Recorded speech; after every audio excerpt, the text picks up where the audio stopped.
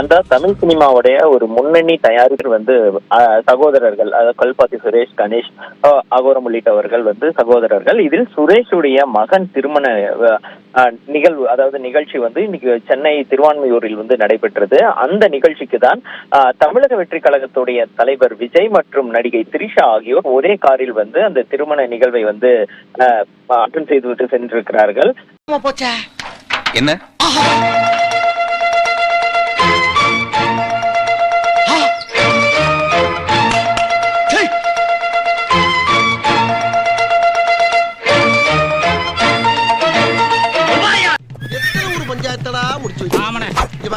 நமக்காக அம்பட்டு போலும் புள்ள குட்டியோட வெயில்ல காத்து கிடக்குறாங்களே.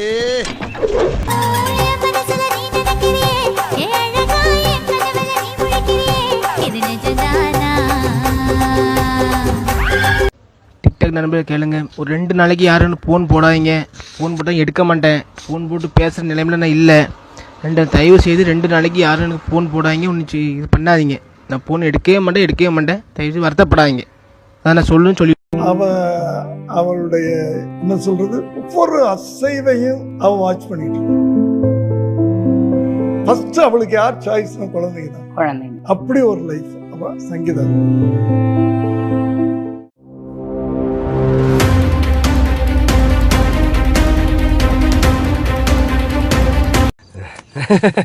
ஆனா மனசார சொல்றேன்டா, சத்தியமா நீ எல்லாம் உருப்பட மாட்ட. இந்த தற்கொலைகள் கிட்ட சர்க்குலர் யாரு? இந்த ஆதவர்ஜுனா, இந்த புஷியானந்து எல்லாம் மனைவியால் புறக்கணிக்கப்பட்டவனுங்க எல்லாமே. இப்ப வெடிச்சு வெளியே வந்துச்சா? என்னையா களத்து மேட்ல 10 மட்டும் நல்ல அடிச்ச மாதிரி வர்ற? இவ யார் இந்த பொம்பளை? மோட்டார் ரூம்ல என்ன பண்ணிருந்தீங்க? ஒரு அட்ரஸ் கேட்டா தம்பி, அத உள்ள போய் டீடைலா சொல்லிக்கிட்டு இருந்தேன். இப்ப அடுத்து வரும் பாருங்க, கொஞ்சம் பொறுத்து பாருங்க. இவன் அமாவாசை போன அத்தனை பேரும் எல்லாமே பாரு சார். ஆதவர்ஜுனாக்கு பொண்டாட்டி கிடையாது சார். புஷியானந்துக்கு பொண்டாட்டி இருக்குது இல்லை, இவனுக்கு இருக்குது இல்லை. எல்லாருக்கும் பார்த்தீங்கன்னா மனைவியாளர் கைவிடப்பட்டவர் சார். அந்த கட்சி பேரை மாற்றணும். இது தமிழக வெற்றி கழகம் கிடையாது, மனைவியால் விரட்டப்பட்டவர் கழகம். வருஷமா எனக்கு ஆசை இருந்தது இந்த இடத்துக்கு வர்றதுக்கு. ஆசை இருந்ததா? ஆமா. எல்லாரும் எவனுக்கும் பொண்டாட்டியோட வாழல, எவனாவது பொண்டாட்டி காட்டுங்க சார். நீங்க இது நல்ல ஒரு ஃபங்க்ஷனுக்கு பார்த்தீங்கன்னா மனைவியோடு வந்தார், காட்டுங்க சார். ஏதாவது புஷியானதை காட்டுங்க, ஆதவர்ஜுனா காட்டுங்க. தனிப்பட்ட எது தனிப்பட்டவர்? பொது வாழ்க்கை பார்த்தீங்கன்னா ஒரு தனிப்பட்ட வாழ்க்கை சுத்தமாக இருக்கக்கூடாதா? என்ன ஆளணும்னு நினைக்கிறீங்க, என் மக்கள் ஆளணும்னு நினைக்கிறீங்க. உங்களோட ஒழுக்கத்தை பற்றி நான் கேட்கக்கூடாதா? கேள்வி சொல்லுங்க. ஒரு பொண்ணை வச்சு அந்த குடும்பம் எவ்வளவு கஷ்டப்பட்டிருக்கும். உன் அக்கா தங்கச்சியை வச்சு இந்த மாதிரி எவனா பொண்ணா தெரியுண்ட வழி. என்னடா சவுண்ட் கொடுக்குறீங்க? தலைவர பொதுக்குழு கூட்டி இருக்கிறோம். நீங்க இந்த பொண்ணை வச்சிருக்கிறது தொண்டனுக்கு பிடிக்கல. அவனுக்கு பிடிக்கலன்னா விடு, எனக்கு பிடிக்குது. தொண்டனுக்கு பதில் சொல்லித்தான் ஆகணும். என்ன நீ பெரிய தொண்டை? தினம் 5 ரூபாய் டீ செலவுக்கு என்கிட்ட வாங்கிட்டு போற, உனக்கு நான் பதில் சொல்லணுமா? என்ன அப்படி பேசுற? அப்படித்தான் சொல்லுவேன்.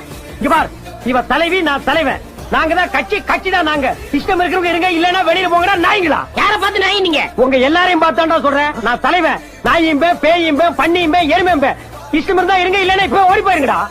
இந்த நிலையில்தான் சமீபத்தில் விஜயுடைய மனைவி சங்கீதா அவர்களுடைய அந்த விவாகரத்து வேணும், கணவரிடம் இருந்து விவாகரத்து பெற்றுத்தர வேண்டும் என்று நீதிமன்றத்தில் வழக்கு தொடர்ந்திருந்தார். அவன் எவ்வளவு பெரிய கோடீஸ்வரனா இருந்தா கூட கட்டின பொண்டாட்டியை விட்டுட்டு வாழணும்னு நினைக்கிறான் இல்லையா? அவனோட நிலைமை என்னை விட ரொம்ப மோசமா போகும் சார். அவன் சந்தோஷத்துக்காக பிச்சை எடுக்கணும் சார். நீ சொன்ன ஒரு விதத்துல வாஸ்தவம் தான்ப்பா. ரொம்ப பேர் நாட்டுல பொண்டாட்டியை வீட்டை விட்டு பத்தி விட்டு நிம்மதி தேடி அலையிறாங்க. ஐயோ பாஸ், நான் உங்களை சொல்ல பாஸ், ஜெனரலா ஒரு ஒப்பீனியன் சொன்னேன், அவ்வளவுதான். விடு ப்ரோ, அவங்க கிடக்குறாங்க. என் ஃபுல் சப்போர்ட் அவங்களுக்கு தான். இதுவும் கடந்து போகாது.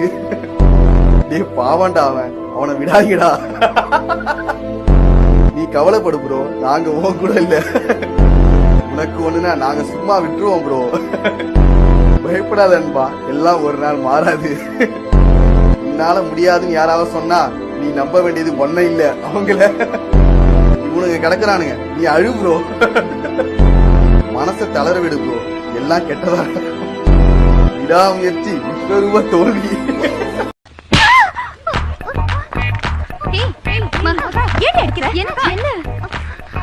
இவ ஒவ்வொரு நாளும் ஒவ்வொருத்தரும் கூட சுத்திட்டு இருக்காடி. இவளாலதான் நம்மள மாதிரி காலேஜ் பொண்ணுங்களுக்கு எல்லாம் கெட்ட பேர் வருது. போய் ஒரு கிழமை கூட நேத்து கார்ல போயிட்டு இருக்கா. என்னமோ இவ தாத்தா மாதிரி. படிக்க வந்தியா இல்ல இவன் கூடிய? ஆமா, நாங்க காஞ்ச கனகாம்பரம், இவ கைப்படாத ரோஜா.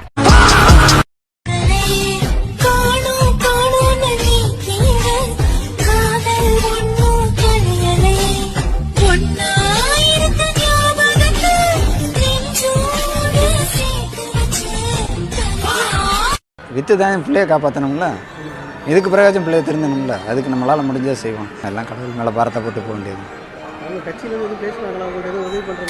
இவங்க இடக்காங்க, நான் ஆரம்பத்துலேருந்து போகாதறான்னு தாங்க சொல்லிக்கிட்டு இருக்கேன். இவங்க கட்சி வந்து நம்மளுக்கு என்னங்க இது பண்ண போகுது? நம்ம உழைச்சா சாப்பிட போகிறோம். இந்த இப்போ பார்க்குறாங்கன்னு பார்த்துக்கிட்டே இருக்க போகிறாங்க. 41 பேர் செத்தவங்களே பார்க்காதவங்க இங்கே தான் வந்து பார்க்க போகிறாங்க. நடிப்பு புயல் நடன சூறாவளி அண்ணன் அறிவழகன் அவர்களை இங்கு வரவேற்கிறேன். என் இனிய ஃபேன்ஸ், அமெரிக்காவிலிருந்து ஷூட்டிங்கை கேன்சல் செய்துவிட்டு என் இனிய நண்பன் காத்தவராயனை ஆதரித்து பேச வந்திருக்கிறேன். கிராமங்களிலும் எடையாளர் நியமிக்கப்படுவார். பெண் விற்பனையாளருக்கு பெண் எடையாளர், ஆண் விற்பனையாளருக்கு ஆண் எடையாளர் என்பது பின்பற்றப்படும். ஒண்ணு பெண் எஸ்பி ஒண்ணு, ஆண் ஏட்டு ஒண்ணு, பெண் ஏட்டு ஒண்ணு. ஆண் கலெக்டர் ஒண்ணு, பெண் கலெக்டர் ஒண்ணு. இல்ல உங்களுக்கு புரியல. இல்ல உங்களுக்கு புரியல சார், உங்களுக்கு புரியல. ஆண் பியூன் ஒண்ணு, பெண் பியூன் ஒண்ணு. புரியல, உங்களுக்கு புரியுற மாதிரி சொல்றேன் நானு. நான் என்னமா பண்ண சொல்ல? பேராசிரியர் இல்ல, உங்க அரசியல் எப்படி இருக்கிறத ஆண் பேராசிரியர் ஒண்ணு, பெண் பேராசிரியர் ஒண்ணு. மாநில அரசால முடியவே முடியாதுன்னு தெரிஞ்சுக்கிட்டோம். நாங்க வந்தா நீட்டை ஒழிப்போம். நீட்டு விலக்கு தான் இதுக்கு உடனடி தீர்வு. நீட்டு ரத்து கோரி தமிழக சட்டமன்றம் கொண்டு வந்திருக்கிற அந்த தீர்மானத்தை நான் மனப்பூர்வமாக வரவேற்கிறேன். ஏதோ பேசுறியா? ROV, ரிமோட்லி ஆபரேட்டட் வெஹிக்கிள், அதை வச்சு தண்ணிக்குள்ளேயே போய் அணைகளோட உறுதித்தன்மையை ஆராய்ச்சி பார்க்கிற வரைக்கும் நான் எல்லாம் தெரிஞ்சுதான் வச்சிருக்கிறேன்.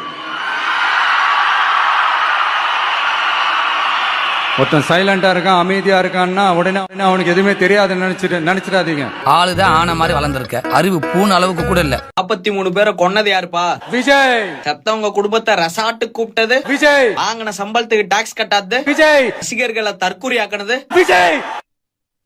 பொம்பளை கேஸ் விஜய். தீவிரவாதம் பண்றவாளை என்ன சொல்லுவா? தீவிரவாதியம். நாத்திகம் பேசுறவாளை என்ன சொல்லுவா? நாத்திகவாதியம். அப்போ கல்ல போடுறவங்க கல்ல ஓடவே கூப்பிடணும்.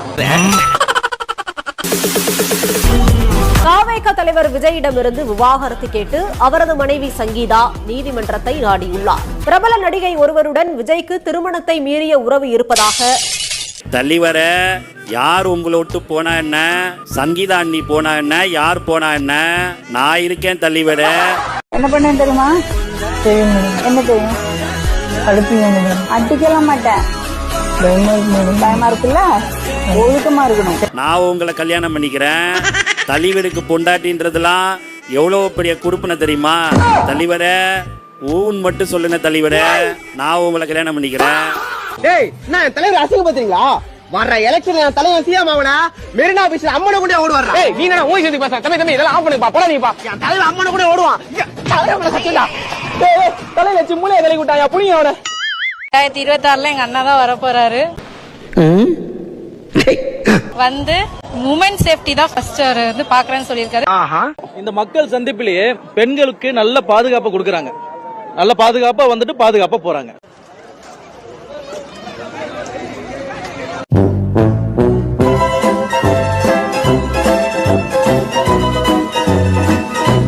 உமன் சேஃப்டி தான் ஃபர்ஸ்ட் பாக்குறேன்னு சொல்லியிருக்காரு. கண்டிப்பா வந்தா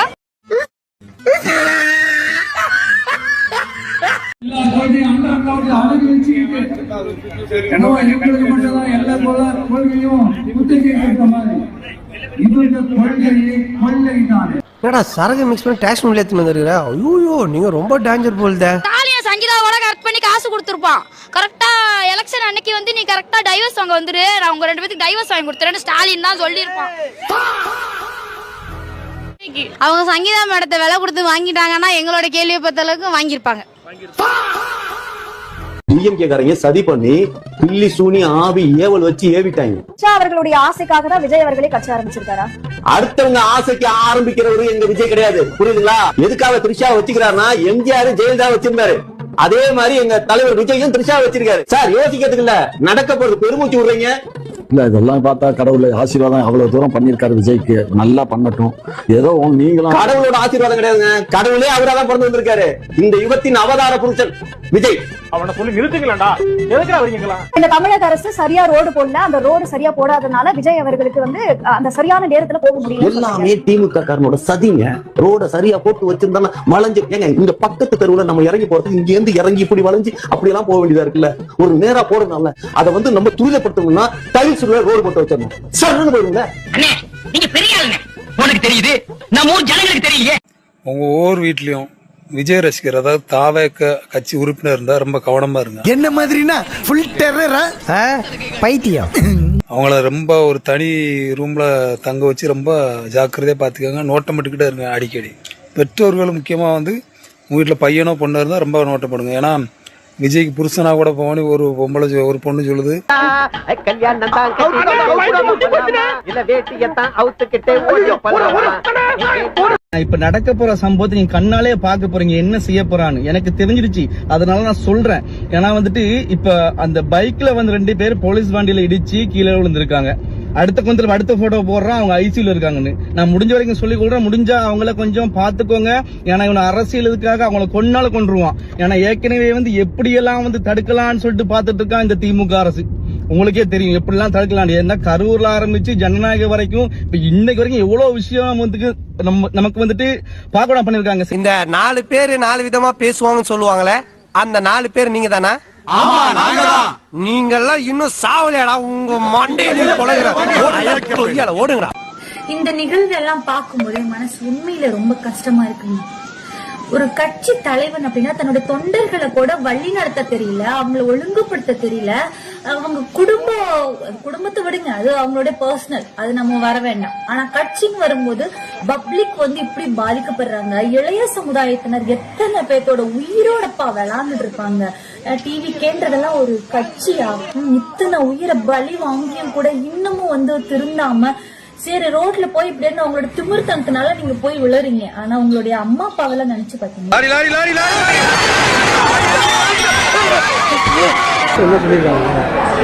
பணம் கட்ட சொல்லியிருக்காங்க, 2 நாள் ஆகும், அதுக்கடையில ஒன்றும் சொல்ல முடியாது அப்படின்றாங்க. 2 லட்ச ரூபா கட்ட சொல்லுங்க. வித்து தான் பிள்ளைய காப்பாற்றணும்ல, இதுக்கு பிரயோஜனம் பிள்ளைய திருந்தணும்ல, அதுக்கு நம்மளால முடிஞ்சா செய்வோம். தப்பு அவங்க மேல மட்டும் இல்ல, உங்க மேலயும் தான் இருக்கு. தீ சுடுன்னு திரும்ப திரும்ப வார்த்தையில சொன்னா புரியாது, விரல புடிச்சு சுட வைக்கணும். எங்களை என்னப்பா பண்ண சொல்ற? நம்பர் 1, பாக்கெட் மணியோட சேர்த்து பாக்கெட்டையும் கட் பண்ணுங்க. நம்பர் 2, சோத்தை போட்டு வேலைக்கு போன்னு சொல்லாதீங்க, வேலைக்கு போனாதான் சோறுன்னு சொல்லுங்க. பட்னி கிடந்தாதான் பசியோட அருமை தெரியும், வேலைக்கு போய் சம்பாதிச்சு சாப்பிடணுங்கிற புத்தி வரும். வித்து தான் பிள்ளைய காப்பாற்றணும்ல, இதுக்கு பிரயோஜனம் பிள்ளைய திருந்தணும்ல, அதுக்கு நம்மளால முடிஞ்சா செய்வோம். எல்லாம் கடவுள் மேல பாரத்தை போட்டு போக வேண்டியது. இவங்க இடக்காங்க, நான் ஆரம்பத்திலேருந்து போகாதறாங்க தாங்க சொல்லிக்கிட்டு இருக்கேன். இவங்க கட்சி வந்து நம்மளுக்கு என்னங்க இது பண்ண போகுது? நம்ம உழைச்சா சாப்பிட போகிறோம். இந்த பார்க்குறாங்கன்னு பார்த்துக்கிட்டே இருக்க போகிறாங்க. 41 பேர் செத்தவங்களே பார்க்காதவங்க இங்கே தான் வந்து பார்க்க போகிறாங்க. நீ கேட்ட ஒவ்வொரு கேள்வி என்ன செருப்பால் அடிச்ச மாதிரி இருக்குடா. மாதிரி இல்ல, உண்மையிலே செருப்பால தான் அடிச்சேன். அடிப்பட்ட பையனோட அப்பா பேசுறதை இன்னைக்கு நீங்க கேட்டிருக்கணும். 41 பேர் செத்து போனப்பவே வந்து நிக்காத கட்சி என் பையனுக்கு இன்னைக்கு உதவி செய்ய வரப்போகுதான்னு கேட்கிறாரு அவர். அவன் சொன்ன வார்த்தை சொன்னா எல்லாரும் குடும்பத்தோட நாக்க பிடிங்க சாகணும். சத்தியமா சொல்றேன், நம்ம தற்கொலை தாங்க, தற்கொலை தான். திமுக அதிமுக காரன் நம்மளை பார்த்து சொல்ல வேணாம், ஆம் தமிழர் கட்சிக்காரன் நம்மளை பார்த்து சொல்ல வேணாம், நானே சொல்றேன் நம்ம தற்கொலை தான்.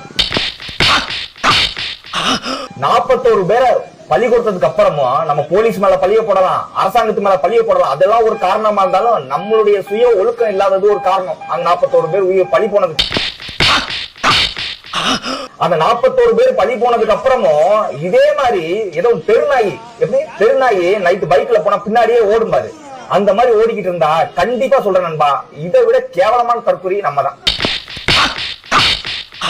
ஒரு நாளும் தமிழ்நாட்டு மக்கள் நம்மளை நம்ப மாட்டான். நம்ம வென்றாலும் நம்ம ஆட்சி வந்து கேவலமான ஒரு ஆட்சியா தான் இருக்கும். இந்த மனநிலையில இருந்தீங்க அப்படின்னா. கேப்டன், என்னாச்சு கேப்டன்? அந்த வெட்டுக்கிளி என்ன வேதம்புது ஸ்டைல்ல சொல்லாலே பலார் பலார் அரைஞ்சிட்டு போயிட்டான்டா. தஞ்சையில போய் பேசியிருக்காரு. விவசாயிகளுக்காக கொந்தளிச்சு அடுத்த ஜென்மம் ஒண்ணு இருந்தா நான் விவசாயம் தான் பிறக்கணும்னு பேசியிருக்கேன். நான் சாப்பிட்ற ஒவ்வொரு தேங்காய் பருப்பிலையும் உங்களை மாதிரி விவசாயிகளோட வேர்வை தான் இருக்கு. விவசாயிங்க கஷ்டப்படுறத பாத்துக்கிட்டு என்னால என்னைக்குமே சும்மா இருக்க முடியாது. விவசாயியா மாறணும்னு நினைக்கிறதுக்கு அடுத்த ஜென்மம்லாம் தேவை இல்லையே. இப்ப நான் ஆம்பளையா இருக்கிறவன் பொம்பளையா பிறக்கணும் நான் அப்படின்னா அடுத்த ஜென்மம் தேவைன்னு நம்ம எதிர்பார்க்கலாம்.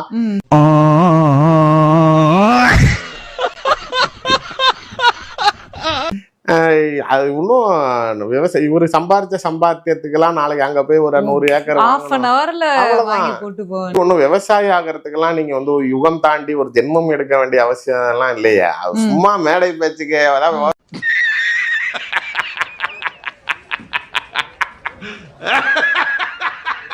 முன்னாடி வந்த இடங்கள்லாம் நீங்க பாருங்களேன். ஈரோடுக்கு போனப்ப மஞ்சளை பத்தி பேசினாரு. ஆமா இல்ல பெரியாரின் பேரன்னு சொல்லிட்டு மஞ்சள்ல ஆரம்பிப்போம். ஆமா மங்களகரமா மஞ்சள் ஆரம்பிக்கிறோம். அதை விட இங்க முடிக்கிறப்பயே கடைசியா வந்து என் நெஞ்சில் குடியிருக்கும் தஞ்சை மக்களே அப்படின்னு சொல்லிட்டு அடுத்தது என் நெஞ்சில் குடியிருக்கும் வேலூர் மக்களேங்கிறாரு. என்னடா சம்பந்தமே இல்லாம பேசுறான்னா அந்த ஊர்ல சொல்ல மறந்துட்டாராம். அதாவது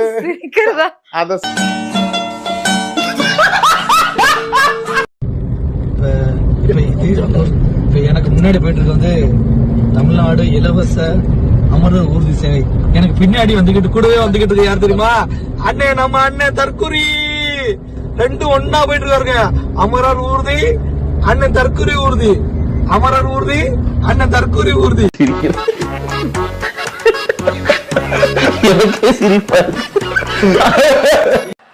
அப்படி வர்றவங்களையும் நாம அன்போட அரவணைக்கணும் இல்லையா? டேய் அவன் வரல இவன் வரல எவன் வரலாலும் நான் வரல.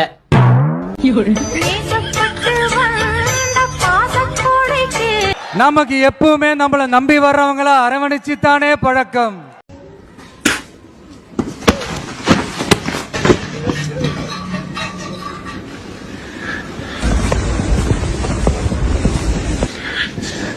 ஓஹோ salutare salutare salutare salutare.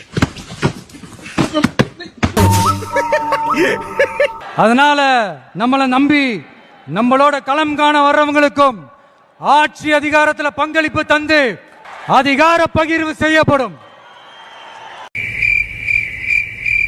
இதெல்லாம் ரொம்ப ரெஸ்பான்ஸா இருக்கும்னு எதிர்பார்த்து பண்ண ஒரு விஷயம். ஆனா எதுவுமே இல்ல. அதிமுக இன்னும் பல பேர் வர போறாங்க. இல்ல அதிமுக நம்ம ஏன் சொல்ல வரல? அதிமுக இருக்கலாம், காங்கிரஸா இருக்கலாம், திமுக இருந்து இருக்கலாம். ஏன்னா எங்க மக்கள் சக்தி இருக்கோ கண்டிப்பா வரும். இந்த மூஞ்சிக்கே உங்க மூஞ்சி பிடிக்கலையே, இனிமே உங்களை எவ கட்டிக்கிற போறா அத நினைச்சே சிரிச்சே. இன்னும் குறிப்பிட்டு சொல்ல போனா நான் சொல்றேன், இன்னும் பிப்ரவரி மாசத்துக்குள்ள இன்றைக்கு இருக்கக்கூடிய 2 அமைச்சர்கள் தவை கட்சியில் சேருவாங்க. What are you saying? கண்டிப்பா அது நடக்கும். நீங்க பாருங்க என்ன நடக்குன்னு பாருங்க. நீங்க ஏற்கனவே சொன்னதுதான், ஜனவரி இறுதியில் தாவேகா காங்கிரஸ் கூட்டணி குறித்த அதிகாரப்பூர்வ அறிவிப்பு வரும். இதை வந்து என்னால உறுதியாக சொல்ல முடியும். அங்க வந்து பாத்தீங்கன்னா ஒரு அதிகாரப்பூர்வ பேச்சுவார்த்தைகள் நடக்குது. ஒரு லெவலுக்கு மேல நம்ம வெளிப்படையா பேச முடியாத கட்டத்துல. இது அதிமுக முன்னாள் அமைச்சர்கள் மட்டும் இல்ல, திமுக சிட்டிங் அமைச்சர்கள் இருக்கிற 2 அமைச்சர்களே சேருவாங்க. இது பிப்ரவரி மாசம் நடக்கும். பிப்ரவரி 30 தருவா சார். பிப்ரவரி 30 பிப்ரவரி 30 யோ அதான் கோயிலுக்கு முன்னால் நிக்க வச்சு பிப்ரவரி 30ன்றாங்க. குடுத்துருவானுங்க, குடுத்து தொலையா.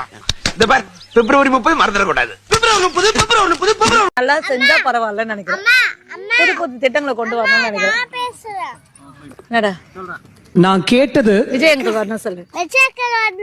அங்கிள் ஆனா அவர் எனக்கு கொடுத்தது ஸ்டாலின் தாத்தா தான் வரணும். தேஜா எப்பவுமே என் ஜெமினிக்கு தான் மார்க்கெட். தேஜா நீ கூடாரத்துக்குள்ள நுழையிற ஒட்டகன்னா பாத்துக்கிட்டு இருக்குது. நான் ஒன்னும் நீ நினைக்கிற மாதிரி பச்சா இல்ல. அதான் என் கைய வச்சு ஒட்டகத்தோட கண்ணை குத்துன. பாவமா இருக்க அவன் கூட நான் கடிக்கிற 10 ரூபா கஷ்டப்பட்டு இருந்திருக்கேன், தேடி பிடிச்சிட்டு இருந்திருக்கேன். இவன் எட்டு வந்திருக்கான், அவன் எட்டு வந்திருக்கான், நீ எட்டு வந்திருக்க. 10 ரூபா போட்டானா பாவமா அழுதாமா. அப்ப நீ வெளியே போ, அவனு வர சொல்லி. அது சார் நீ வாழ அப்படி வெளியே போ. அம்மா வரைய கூடாது சொல்லிட்டேன். அது நீ வாழ பாத்து நான் அடிச்சு விடாம இன்னும் எப்ப வெளியே போ. அவனுக்கு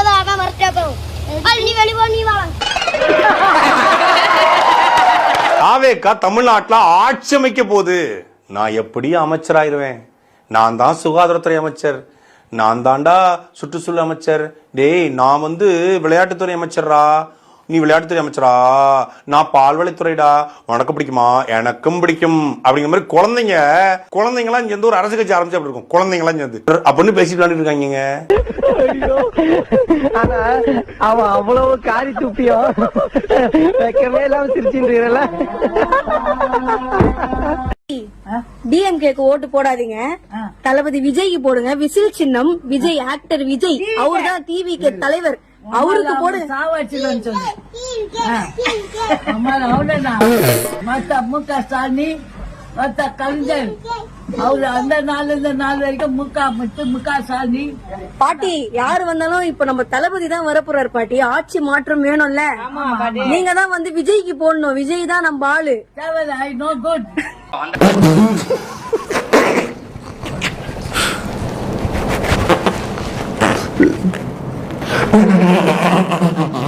ரெண்டு பேருக்கு நடுவுல தான் போட்டியே. ஒன்னு டிவிக்கு, இன்னொன்னு டிஎம்கே.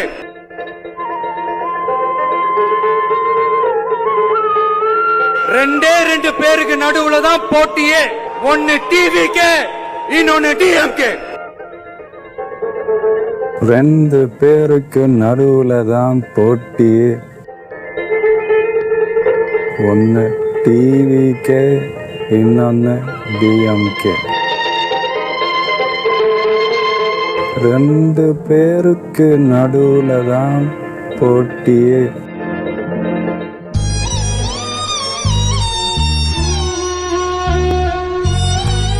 ஆமா, நம்ம ஒரு கட்சி வச்சிருந்தோம்ல, அந்த கட்சியோட பேர் என்னது? மறந்துருச்சு. தலைவர நம்ம கட்சி பேரு ஏதோ ஏதோ தற்குறி விட்டி குரோனோ என்னமோ வரும். டிவிக்கு நினைக்கிறேன். ரெண்டு கட்சிக்கு இடையில தான் போட்டியே. ஒன்னு தற்குறி வெட்டி குடோன், இன்னொன்னு டிவிக்கு.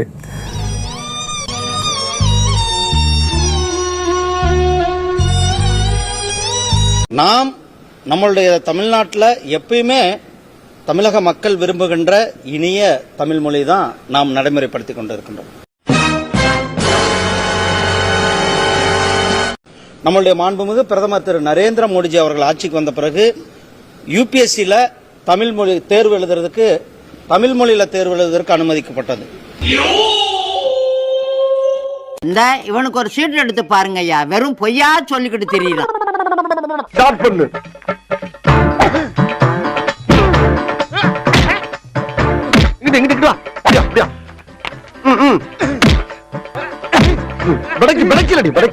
மண்டல மட்டும் அடிச்சிடாத, சரியா?